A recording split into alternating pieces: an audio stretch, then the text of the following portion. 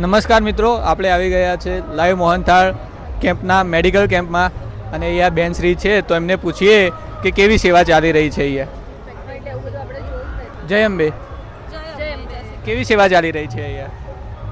બહુ જ ઉત્કૃષ્ટ સેવા ચાલી રહી છે. અહીંયા આગળ રોજે અમારે હજારોની સંખ્યામાં લોકોને અન્ન પ્રોવાઈડ થઈ રહ્યું છે અને મેડિકલ સેવા પ્રોવાઈડ થઈ રહી છે. અમે લોકોએ જોયું કે આગળથી બધા જે આવી રહ્યા છે પદયાત્રીઓ, જેમને ડ્રેસિંગ કરી આપવામાં આવે છે, તો શું છે કે એકદમ નાજુક ડ્રેસિંગ કરેલું હોય તો એમને 2-3 કિલોમીટર પણ ના ચાલે. એટલે અમે લોકોએ છેલ્લા 2-3 વર્ષથી જ અહીંયા મેડિકલ સેવા પણ ચાલુ કરી છે. પણ ધીમે ધીમે અમારી મેડિકલ સેવાની ટીમ પણ મોટી થઈ રહી છે અને પદયાત્રીઓનો અમારા પરનો ભરોસો પણ વધી રહ્યો છે.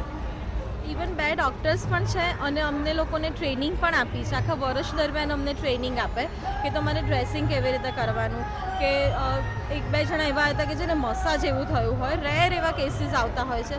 લેડીઝ પ્રોબ્લેમ હોય.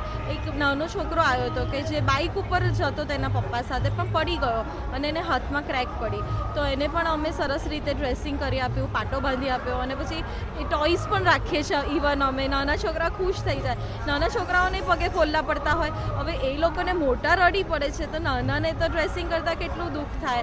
એટલે અમારા જ ગ્રુપમાં જે કનુદાદાનો કેમ્પ છે, એમને દીકરાનો દીકરો નાનો છે તો એના બધા ટોયસ લેતો આવે, એ પોતે આપતો હોય છે ટોયસ.